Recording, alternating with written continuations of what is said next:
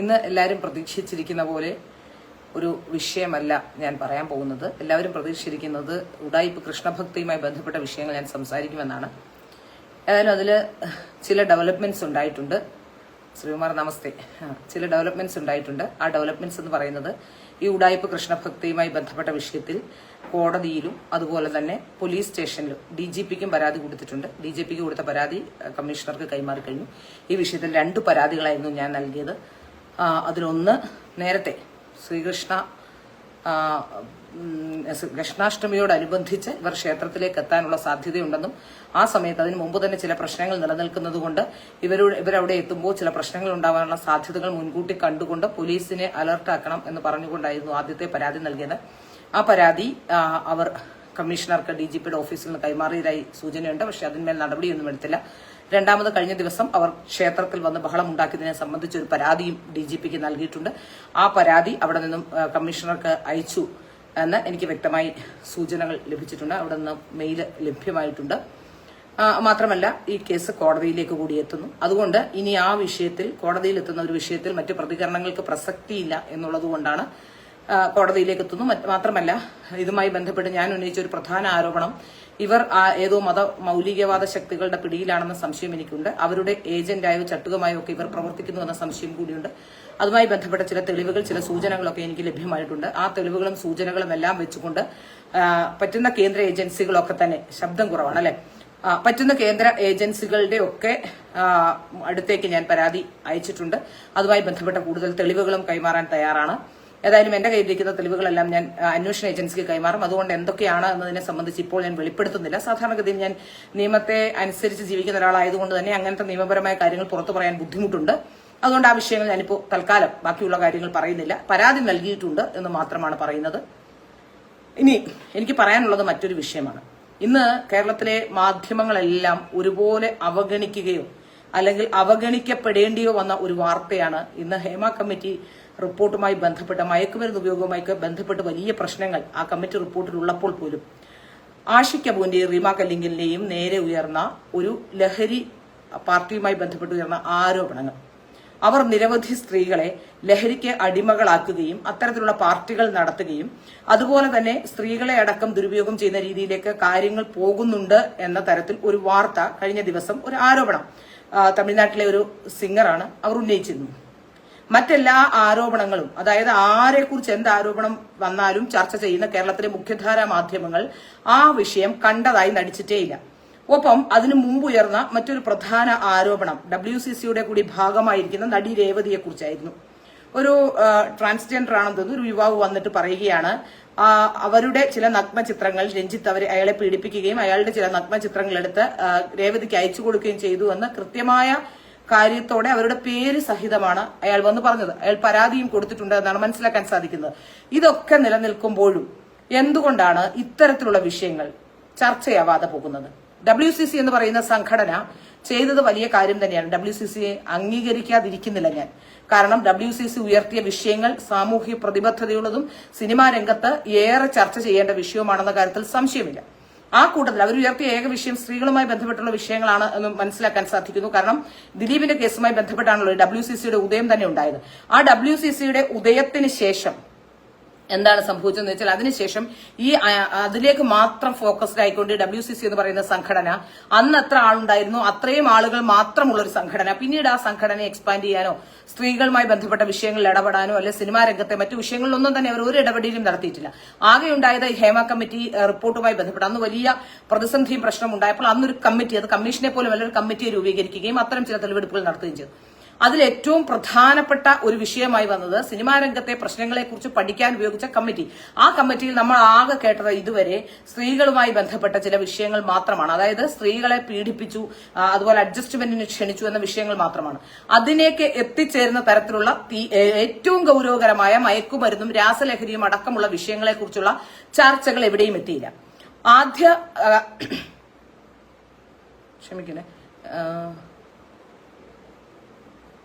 Okay, കമന്റുകളൊക്കെ വരുന്നുണ്ട്. ഞാനിത് പറഞ്ഞു തീർക്കാം. എന്നിട്ട് നാളെ നിങ്ങൾക്ക് എന്തെങ്കിലും എന്നോട് പറയാനുണ്ടെങ്കിൽ അതിനുവേണ്ടി എനിക്ക് എന്റെ ക്ലാരിഫിക്കേഷൻ എന്തെങ്കിലും വേണമെങ്കിൽ ആ തരത്തിൽ നാളെ വേണമെങ്കിൽ ഒരു ലൈവ് വെക്കാം. ഇന്നിപ്പോ ഞാനിതങ്ങ് പറഞ്ഞു തീർക്കുകയാണ്.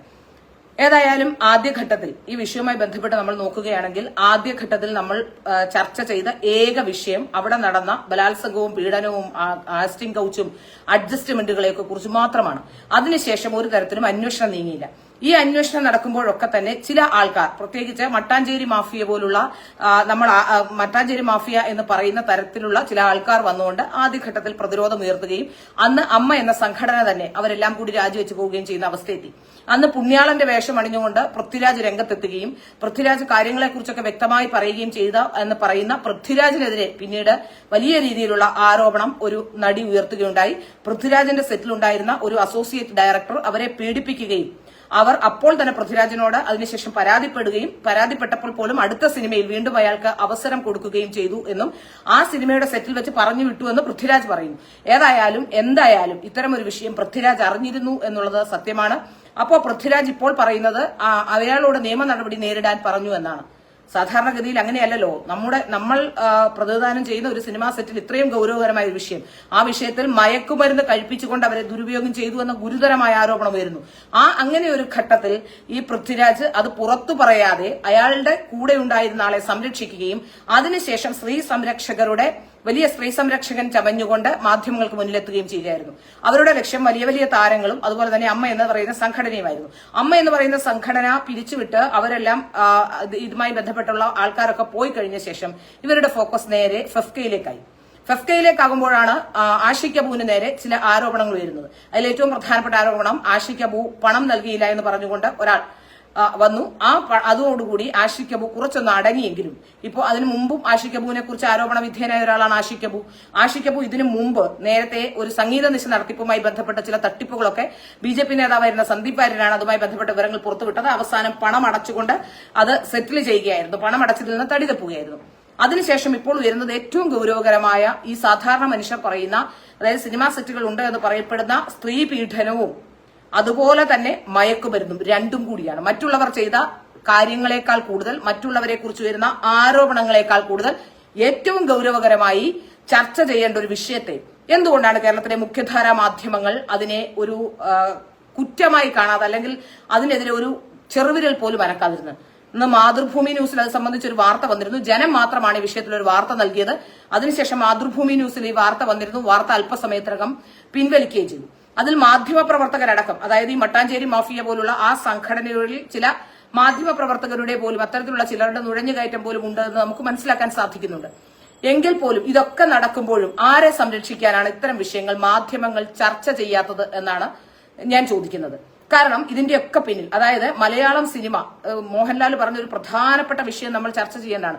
മലയാളം സിനിമ ഇൻഡസ്ട്രിയെ നശിപ്പിക്കരുത്, അതേ നശിപ്പിക്കുന്ന തരത്തിലുള്ള കാര്യങ്ങളാണ് ഇപ്പോൾ നടന്നുകൊണ്ടിരിക്കുന്നത്. എല്ലാ ആരോപണങ്ങളും വരുമ്പോൾ ആരോപണങ്ങൾ നിജസ്ഥിതി അന്വേഷിക്കട്ടെ എന്നാണ് മോഹൻലാൽ അടക്കമുള്ളവർ പറയുന്നത്. പക്ഷേ ഒരു കോണിൽ നിന്ന്, പ്രത്യേകിച്ച് മട്ടാഞ്ചേരി മാഫിയയും WCC പോലുള്ള ഒരു സംഘടനയും ഒരു കോണിൽ നിന്ന് ആരോപണങ്ങൾ ഉന്നയിക്കുകയും അല്ലെങ്കിൽ അത്തരത്തിലുള്ള ഒരു ചുക്കാൻ പിടിക്കുകയും അവരെ കുറിച്ച് ആരോപണം വരുമ്പോൾ മിണ്ടാതിരിക്കുകയും ചെയ്യുകയാണ്. ഈ വിഷയവുമായി ബന്ധപ്പെട്ട് നമുക്കറിയാം, ഒരു ട്രാൻസ് വ്യക്തിയുമായി ബന്ധപ്പെട്ട ഒരു ആരോപണം വരുന്നു. ആ ആരോപണം വരുമ്പോൾ ശീതൽ സാം എന്ന് പറയുന്ന ഒരു ട്രാൻസ്ജെൻഡർ ആക്ടിവിസ്റ്റ് ഇത് നേരത്തെ അവരോട് പറഞ്ഞിട്ടുണ്ട് എന്ന് പറയുന്നുണ്ട്. അത്തരത്തിലുള്ള ഒരു ട്രോമയിലൂടെയാണ് അയാൾ കടന്നു പോയിക്കൊണ്ടിരുന്നതെന്ന് പറഞ്ഞിട്ടുണ്ട്. എന്തുകൊണ്ടാണ് ഇത്ര വലിയ പുരോഗമനം പറയുന്ന ഇവർ ട്രാൻസ് വ്യക്തിയായ അയാളെ പീഡിപ്പിച്ച കാര്യം വരുമ്പോൾ അയാളുടെ നഗ്നചിത്രം എടുത്ത് രേവതിക്ക് അയച്ചു കൊടുത്തു എന്ന് പറയുമ്പോൾ അത്രയും ഗൌരവകരമായ ഒരു വിഷയം എന്തുകൊണ്ടാണ് ചർച്ച ചെയ്യപ്പെടാതെ പോയത്? എന്തുകൊണ്ടാണ് അതിന് മറുപടി പറയാത്തത്? തനിക്ക് കിട്ടിയിട്ടില്ല, അതുകൊണ്ട് മറുപടി പറയേണ്ട ആവശ്യമില്ല എന്നാണ് രേവതി പറഞ്ഞതെന്നാണ് ഞാൻ മനസ്സിലാക്കുന്നത്. അതുകൊണ്ട് തന്നെ രേവതി മാത്രമല്ല, അതിൽ തന്നെ ആരോപണ വിധേയർ, ഞാനൊരു പ്രധാനപ്പെട്ട കാര്യം, WCC എന്ന് പറയുന്ന സംഘടന കഴിഞ്ഞ 5 വർഷമായി ഇവിടെയുണ്ട്. ആ സംഘടനയിലെ ഇന്ന് ഇന്ന് ഭാഗ്യലക്ഷ്മി, മാലാപാർവതി അവരുടെ ഭാഗമാണെന്ന് തോന്നുന്നു, ഇന്ന് ഭാഗ്യലക്ഷ്മി ഇതുമായി ബന്ധപ്പെട്ട ഒരു വലിയ ആരോപണം ഉന്നയിച്ചു. ഈ WCCയിലെ അംഗങ്ങൾക്ക് പോലും അവരുടെ മുന്തിയ ഇനം എന്ന ഒരു ധാരണയുള്ള നടിമാരാണ്. കാരണം അവരെല്ലാം മിക്കവാറും നായികമാരാക്കി അഭിനയിച്ചിട്ടുള്ള നടിമാരാണ്. ഈ നടിമാരെ ഒന്ന് ഫോണിൽ കോൺടാക്ട് ചെയ്യാനോ ഈ നടിമാരുമായി സംസാരിക്കാനോ പോലും കഴിയാത്ത അവസ്ഥയാണുള്ളത് എന്ന് കൃത്യമായി തന്നെ ഈ ഭാഗ്യലക്ഷ്മി അടക്കമുള്ളവർ പറയുന്നു. ഭാഗ്യലക്ഷ്മി പറയുന്നത് തന്റെ നമ്പർ പോലും അവരുടെ കയ്യിലില്ലാത്തത് കൊണ്ട് ഞാൻ വല്ലപ്പോഴും വിളിക്കുന്നതിന് മുമ്പ് മെസ്സേജ് ഇട്ടാൽ മാത്രം അവർ തിരിച്ചു വിളിക്കുമെന്നാണ്. ഒരു സംഘടന എന്ന് പറയുമ്പോൾ സ്ത്രീകളുടെ പ്രശ്നങ്ങൾ ഉൾക്കൊണ്ടുകൊണ്ട് അല്ലെങ്കിൽ സ്ത്രീകളുടെ പ്രശ്നങ്ങളെ അഡ്രസ് ചെയ്തുകൊണ്ട് മുമ്പോട്ട് പോകുന്ന ഒരു സംഘടന എന്ന രീതിയിൽ അവർ ചെയ്യേണ്ട കാര്യമാണ് ഇത്. അത് മാത്രമല്ല, അവരെക്കുറിച്ച് വരുന്ന മറ്റൊരു ഗൌരവകരമായ പരാതി, WCCയിലുള്ള ഒരു നടി, ഒരു ജൂനിയർ നടിക്ക് ഒരു ദിവസം ക്യാരവാനിൽ പോയി അവർക്ക് ഈ ശുചിമുറിയുടെ കാര്യം എല്ലാവരും പറഞ്ഞ വലിയ പ്രശ്നമാണല്ലോ ഉണ്ടാക്കുന്നത്. ആ ക്യാരവാനിൽ പോയി അവർക്കൊരു പ്രാഥമിക കൃത്യങ്ങൾ നിർവഹിക്കാനുള്ള സൗകര്യം പോലും നൽകിയില്ല എന്നുള്ളതാണ്. അവിടെയും ക്ലാസ് ഡിസ്റ്റിങ്ഷൻ ഉണ്ട് എന്നാണ് പറയുന്നത്. പിന്നെ ഏത് തരത്തിലുള്ള സ്ത്രീകളെ രക്ഷിക്കാനാണ് ഇവർ ഈ കച്ചകെട്ടി ഇറങ്ങിയിരിക്കുന്നത് എന്ന് എനിക്ക് മനസ്സിലാവുന്നില്ല. യഥാർത്ഥത്തിൽ ഇപ്പോൾ സംഭവിച്ചുകൊണ്ടിരിക്കുന്നത് എന്താണ്? ചിലരുടെ വ്യക്തിവൈരാഗ്യം തീർക്കാൻ സംഘടനകളെയും മുതിർന്ന സിനിമാ പ്രവർത്തകരെയും വലിയ രീതിയിൽ ആക്രമിക്കാനുള്ള ഒരു കോപ്പ് കൂട്ടുകയാണോ ഇവരെന്ന സംശയം, യഥാർത്ഥത്തിൽ ആ സംശയം പുറത്തോട്ട് വരുമ്പോൾ നമുക്ക് ഇങ്ങനത്തെ കാര്യങ്ങൾ പുറത്തോട്ട് വരുമ്പോൾ ചിന്തിക്കാൻ നമ്മളെ പ്രേരിപ്പിക്കുന്നുണ്ട്. അതിന് കാരണം എന്താണെന്ന് വെച്ചാൽ ഇവർ ഈ WCCയുടെ നിലപാടുകളെ കുറിച്ച് പറയുന്നല്ലോ. കഴിഞ്ഞ 5 വർഷത്തിനിടയിൽ എത്രയോ കേസുകൾ ഉണ്ടായിട്ടുണ്ട്. പുതുതലമുറ സിനിമക്കാർക്കെതിരെ വരുന്ന ഒരു പ്രശ്നത്തെയും അവർ അഡ്രസ് ചെയ്യില്ല. കാരണം അലൻസിയർ അടക്കമുള്ളവർ പുതുതലമുറ സിനിമകളിൽ അഭിനയിക്കുന്ന ആളാണ്. അലൻസിയർക്കെതിരെ ആരോപണങ്ങൾ ഉണ്ടായിട്ടും പല സിനിമാ നടിമാരും, അതിനകത്തുള്ള പല നടിമാരും അതിൽ കൂടെ അഭിനയിക്കുന്ന അവസ്ഥയുണ്ടായി. അതിനു മുമ്പ് അലൻസിയർക്കെതിരെ 1, 2, 3 നടിമാർ ഇത്തരത്തിൽ ആരോപണം ഉന്നയിച്ചിട്ടുണ്ട്. ഇനിയും അതിനു മുമ്പ് പല ആരോപണങ്ങൾ, ലിജു കൃഷ്ണ എന്ന് പറയുന്ന സംവിധായകനെതിരെ ഉയർന്ന ആരോപണം, സിനിമാ സെറ്റിലെ മയക്കുമരുന്നുകളെ കുറിച്ച് ഉയർന്ന ആരോപണം, ഇത്തരത്തിലുള്ള ആരോപണങ്ങളെ ഒന്നും തന്നെ ആ ആരോപണങ്ങളൊന്നും തന്നെ ഒരു തരത്തിലും അത്തരത്തിലുള്ള ആരോപണങ്ങളെ കുറിച്ച് ഒരു മറുപടിയും ഈ സിനിമ WCC എന്ന് പറയുന്ന സംഘടനയുടെ ഭാഗത്തുനിന്ന് ഉണ്ടാവുന്നില്ല. WCCക്ക് ആകെ, ഞാൻ പറഞ്ഞില്ല, എനിക്ക് ആദ്യം സംശയം ഉണ്ടായിരുന്നത്, ഞാൻ ആദ്യഘട്ടത്തിൽ തന്നെ, അതായത് WCCയുടെ സ്ഥാപക അംഗമായിരുന്ന മഞ്ജു വാര്യർ ഈ വിഷയവുമായി ബന്ധപ്പെട്ട മൗനം പാലിക്കുകയും അല്ലെങ്കിൽ മഞ്ജു വാര്യർ ആ വിഷയത്തിൽ വളരെ കൃത്യമായി തന്നെ തന്റെ നിലപാട് സ്വീകരിക്കാതിരിക്കുകയും ചെയ്തപ്പോൾ തന്നെ സ്ഥാപക അംഗമെന്ന രീതിയിൽ അവരെക്കുറിച്ച് ഗുരുതരമായ ആരോപണം പോലും ഉയരുന്ന സാഹചര്യം ആ ഹേമ കമ്മിറ്റിയിൽ ഉണ്ടായിട്ട് പോലും, അതിന്റെ റിപ്പോർട്ടിൽ ഉണ്ടായിട്ട് പോലും ഒരക്ഷരം ഉരിയാടാതിരുന്നപ്പോൾ തന്നെ നമുക്കുണ്ടായ ഒരു സ്വാഭാവികമായ സംശയമാണ്. ഈ സംശയം ആരെയെങ്കിലും കൊടുക്കാനോ അല്ലെങ്കിൽ ദിലീപിനെതിരെ രൂപം കൊണ്ടുവന്ന സംഘടന എന്ന രീതിയിൽ മാത്രം, അതിനുശേഷം മുമ്പോട്ട് കുറച്ച് അതിലുണ്ടായിരുന്ന ആൾക്കാരൊക്കെ, ഒരു മാധ്യമപ്രവർത്തക അടക്കം അതിൽ വലിയ സജീവ സാന്നിധ്യമായുണ്ട്. അവരാണ് ഇവരുടെ വക്താവ് എന്ന രീതിയിൽ പല ചാനലുകളിലും വന്ന് സംസാരിക്കുന്നത്. അവരടക്കമുള്ള വിഷയത്തിൽ അവർ ചർച്ച നടത്തുന്നില്ല. എന്തുകൊണ്ടാണ് ഈ മയക്കുമരുന്നുമായി ബന്ധപ്പെട്ട് ഗായിക പറഞ്ഞ ഒരു വിഷയം, ചിന്മയി എന്ന് പറയുന്ന ഗായിക പറഞ്ഞ ആ വിഷയത്തെക്കുറിച്ച് അഡ്രസ് ചെയ്യാത്തത്? സിനിമാ സെറ്റുകളിലെ ലഹരി ഉപയോഗത്തെക്കുറിച്ച് ഇന്നല്ല ആരോപണം വരുന്നത്. പുതിയ തലമുറയിലെ 90% ആൾക്കാരും ഇത്തരത്തിലുള്ള ആൾക്കാരാണ് എന്ന് നമുക്ക് പലതരത്തിലുള്ള വിഷയങ്ങളിൽ നിന്ന് പോലും ബോധ്യമാകുന്നുണ്ട്. അത്തരത്തിലുള്ള ആൾക്കാർക്കെതിരെ പരാതിയുമില്ല, അത്തരത്തിലുള്ള വിഷയങ്ങളെക്കുറിച്ച് സംസാരിക്കുകയും ചെയ്യേണ്ട എന്നുള്ള നിലപാടിലേക്ക് എങ്ങനെയാണ് ഇവരൊക്കെ എത്തിച്ചേർന്നത്? കേരളത്തിലെ മാധ്യമങ്ങളുടെ അക്കാര്യത്തിലെ മൗനമാണ് ഏറ്റവും ചിന്തിക്കേണ്ടത്. കാരണം ഏറ്റവും കൂടുതൽ ലഹരി എന്ന് പറയുന്നത്, പ്രത്യേകിച്ച് രാസലഹരി അടക്കമുള്ളവ, സ്കൂൾ കുട്ടികൾ പോലും ലഹരിക്ക് അടിമയായി പോകുന്ന ഈ കാലഘട്ടത്തിൽ ഏറ്റവും ഗൌരവകരമായി ചിന്തിക്കേണ്ട, ഏറ്റവും ഗൌരവകരമായി അഡ്രസ് ചെയ്യേണ്ട ഒരു വിഷയത്തെ ചില്ലറ സ്ത്രീ വിഷയങ്ങൾ മാത്രം ഉയർത്തിക്കൊണ്ട് എന്തുകൊണ്ടാണ് മാധ്യമങ്ങൾ അതിലൊരു ഇരട്ടത്താപ്പ് നടത്തുന്നത്? ഏതായാലും ഗായിക സുചിത്രയാണ് എന്ന് ദിലീപ് പറയുന്നു. ഓക്കെ, ആ ഗായിക സുചിത്രയാണ്, ശരി. അപ്പോ അതിൽ മനസ്സിലാക്കാൻ സാധിക്കുന്നത് എന്തുകൊണ്ടാണ് മാധ്യമങ്ങൾക്ക് ഇത്തരത്തിൽ ഒരു ഇരട്ടത്താപ്പ് ഉണ്ടാകുന്നത് എന്ന് ചർച്ച ചെയ്യേണ്ട വിഷയമല്ലേ? നമുക്കറിയാം, അടുത്ത കാലത്താണ് ഏഷ്യയിലെ ഏറ്റവും വലിയ കുട്ടികൾ പഠിക്കുന്ന ഒരു സ്കൂളിൽ, ആ സ്കൂളിൽ ചെറിയ കുട്ടികളടക്കം 6ാം ക്ലാസ്സിലും 7ാം ക്ലാസ്സിലും പഠിക്കുന്ന കുട്ടികളടക്കം ഇത്തരത്തിലുള്ള ചില പ്രവണതകളിലേക്ക് പോയതായി സൂചനകളെ തുടർന്ന് വലിയ രീതിയിലുള്ള ജനരോഷം ഉണ്ടായതാണ് കേരളത്തിൽ. അപ്പോൾ ഏറ്റവും കൂടുതൽ സിനിമാ സെറ്റുകളിൽ നടക്കുന്ന പീഡനത്തിന്റെ 90% കാരണങ്ങളിൽ പെടുത്താവുന്ന ഒന്നാണ് ഈ ലഹരി ഉപയോഗം. ലഹരി ഉപയോഗത്തെക്കുറിച്ച് പറയുകയാണെങ്കിൽ, ഞാൻ ഹേമ കമ്മിറ്റി റിപ്പോർട്ടിൽ വളരെ ഗുരുതരമായ ആരോപണം ഹേമ കമ്മിറ്റി റിപ്പോർട്ടിലുണ്ട്. ഒരു സിനിമയുമായി ബന്ധപ്പെട്ട ഒരു നടി അവിടെ ചെന്നിരുന്നിട്ട് തനിക്ക് മൂടില്ല, അതുകൊണ്ട് അഭിനയിക്കാൻ പറ്റില്ല എന്ന് പറഞ്ഞുകൊണ്ട് ഇത്തരത്തിലുള്ള രാസലഹരി ഉപയോഗിച്ച ഒരു നടിയെ പറ്റി അതിൽ പറയുന്നുണ്ട്. അതിൽ പറയുമ്പോൾ വളരെ കൃത്യമായി തന്നെ പറയുന്നുണ്ട്, 4 ലക്ഷം രൂപ ആ നടി കാരണം ഒരു ദിവസത്തെ 4 ലക്ഷം രൂപ അവരുടെ ആ പ്രൊഡക്ഷൻ കോസ്റ്റ് അടക്കം ആ ദിവസത്തിൽ നഷ്ടമുണ്ടായിട്ടുണ്ട്. പിന്നീട് അവരെ ഒരു രീതിയിൽ അനുനയിപ്പിച്ചു കൊണ്ടുപോവുകയായിരുന്നുവെന്ന് പല നടിമാരും ഇത്തരത്തിൽ കേരളത്തിലെ നമ്മൾ ഈ കാണുന്ന താരങ്ങൾ, കറക്റ്റാണ് ജസ്റ്റിസ് ഹേമ അവരുടെ ആ റിപ്പോർട്ടിന്റെ പ്രൊഫൈസിൽ പറഞ്ഞത്, ഈ കാണുന്ന താരങ്ങളൊന്നും താരങ്ങളല്ല. അവരുടെ പ്രശ്നങ്ങളെ കുറിച്ച് പറയുമ്പോൾ നമുക്കറിയാം, നമ്മൾ കാണുന്ന താരങ്ങളിൽ എത്ര പേരാണ് മയക്കുമരുന്നുമായി ബന്ധപ്പെട്ടും രാസലഹരിയുമായി ബന്ധപ്പെട്ടും ചികിത്സ തേടിയിട്ടുള്ളത് എന്നതിനെ സംബന്ധിച്ച് കണക്കുകൾ ഇനി പുറത്തു വരാനിരിക്കുന്നതേ ഉള്ളൂ. അത്തരം വിഷയങ്ങൾ നിരവധി പേരെ കുറിച്ച് നമ്മൾ കേട്ടിട്ടുണ്ട്. നിരവധി ചെറിയ കുട്ടികൾ, സിനിമയിലേക്ക് വന്ന ചെറിയ കുട്ടികൾ, അവർ മുതിർന്നപ്പോൾ അത്തരത്തിലുള്ള പ്രവണതകൾക്ക് കാരണമായി അത്തരത്തിലുള്ള ചിലർ ചികിത്സ പോലും തേടിയ സാഹചര്യം ഉണ്ടാകുമ്പോൾ എന്തുകൊണ്ടാണ് സിനിമാ സെറ്റിലെ ലഹരി ഉപയോഗത്തെപ്പറ്റി സംസാരിക്കാത്തത്? കാരണം ലഹരി ഉപയോഗത്തെക്കുറിച്ച് സംസാരിച്ചാൽ, അത് മാത്രമല്ല അഖിൽ മാരാർ ഇടയ്ക്ക് പറഞ്ഞിരുന്നു, ഇവരുടെയൊക്കെ മീറ്റിംഗ് നടക്കുമ്പോൾ പോയി നോക്കണം. അതിലേക്കാണ് ഗായിക സുചിത്ര വിരൽ ചൂണ്ടുന്നതും. അതായത് ഇവരുടെ മീറ്റിങ്ങുകളിലൊക്കെ പോയി നോക്കിയാൽ എന്തുമാത്രം രാസലഹരികളും കഞ്ചാവും ഒക്കെ ഉണ്ട് എന്ന് അറിയാം എന്ന് അഖിൽ മാരാർ നേരത്തെ പറഞ്ഞിരുന്നു.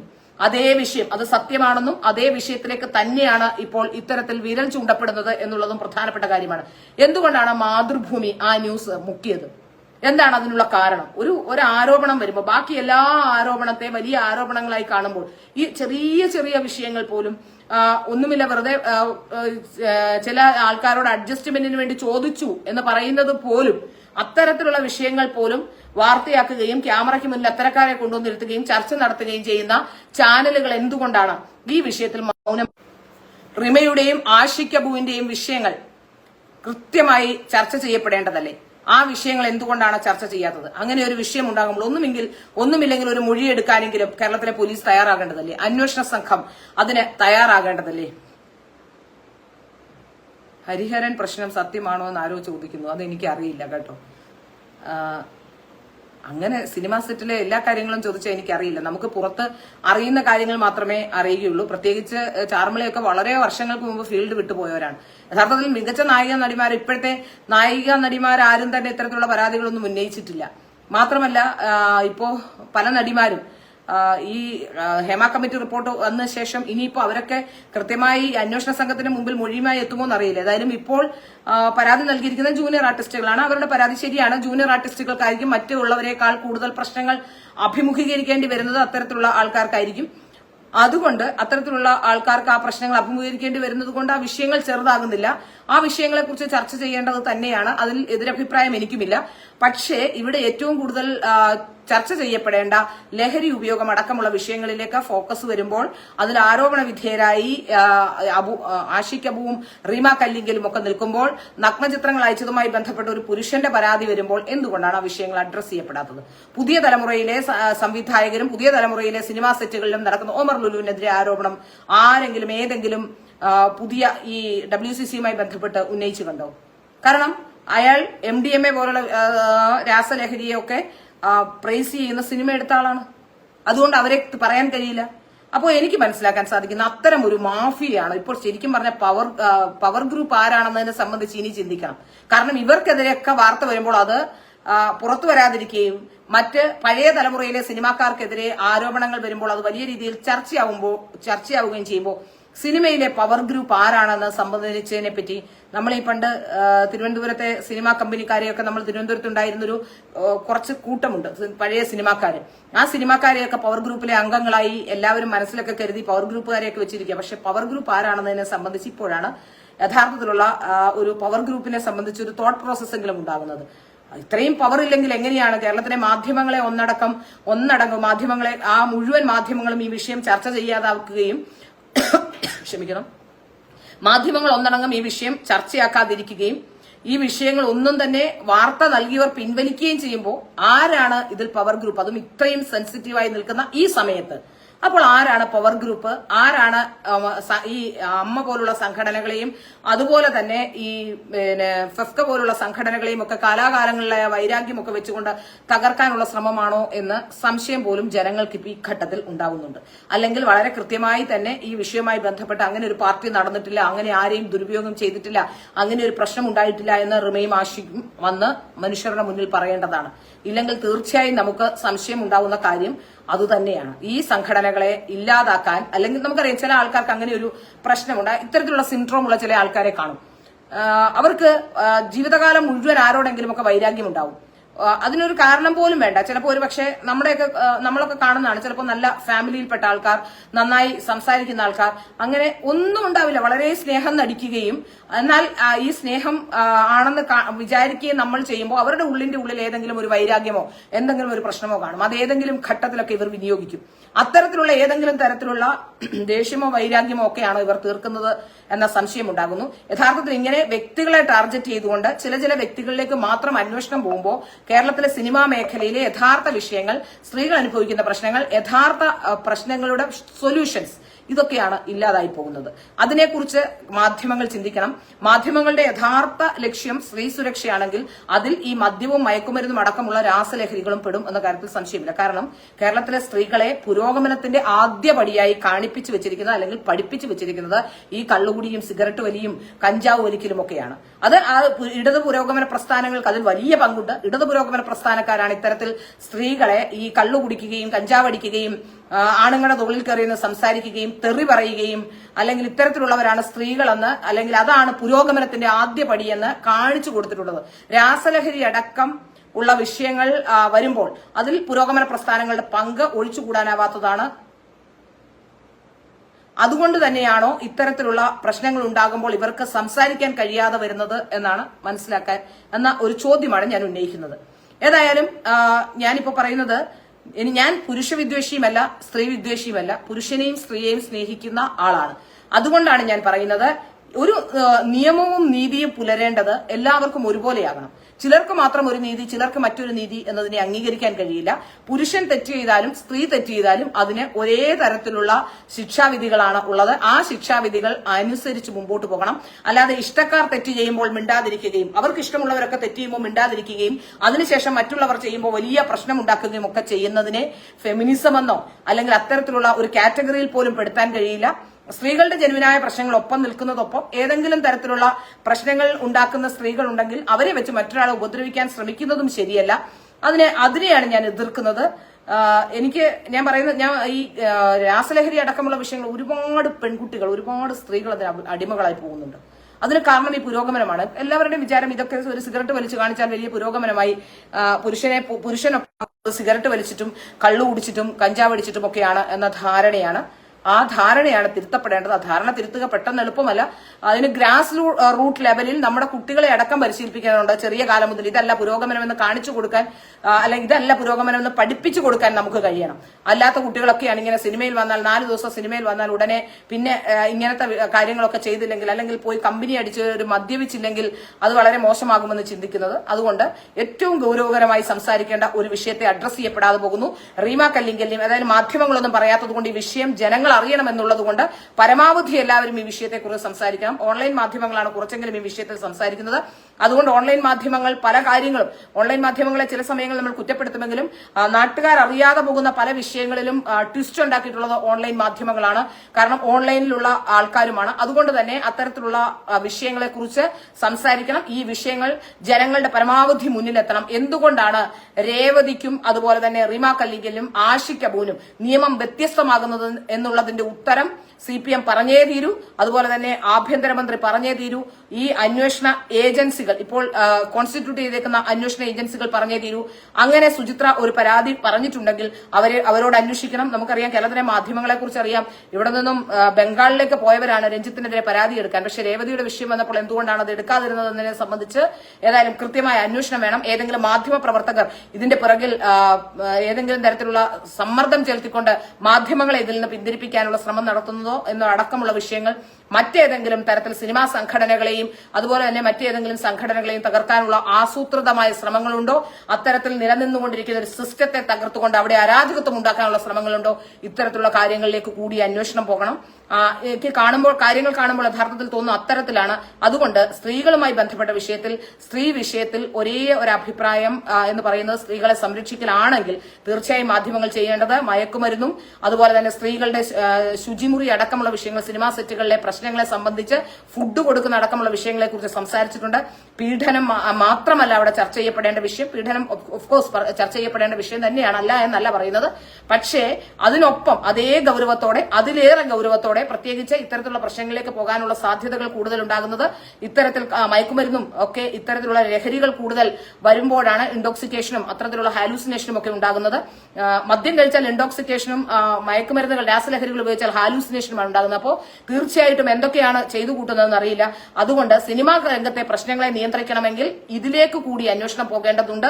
റിമയും ആഷിക്കും അതുപോലെ തന്നെ രേവതിയും ഒക്കെ അടങ്ങുന്നവരുടെ അവരെ കുറിച്ച് വരുന്ന ആരോപണങ്ങൾ കൂടി അന്വേഷിക്കേണ്ടതുണ്ട് എന്ന കാര്യത്തിൽ യാതൊരു സംശയവുമില്ല.